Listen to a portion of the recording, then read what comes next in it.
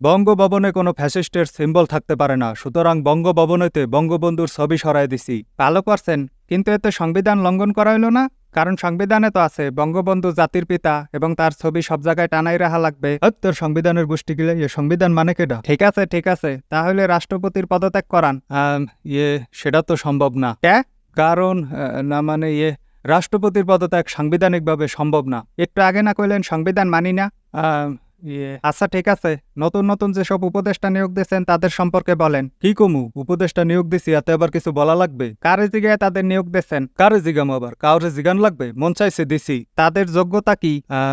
একজন ওই যে ফেসবুকে স্ট্যাটাস দিত ছাত্রক পক্ষে, এই হার যোগ্যতা, এই যোগ্যতায় আপনি হারে মন্ত্রী বানাইছেন। হয় আরেকজন বিশিষ্ট ব্যবসায়ী যার ভাই আছিল সাবেক সরকারের এমপি। হাতে কি হয়েছে? ভাই আছিল, হে তো আর আসছিল না।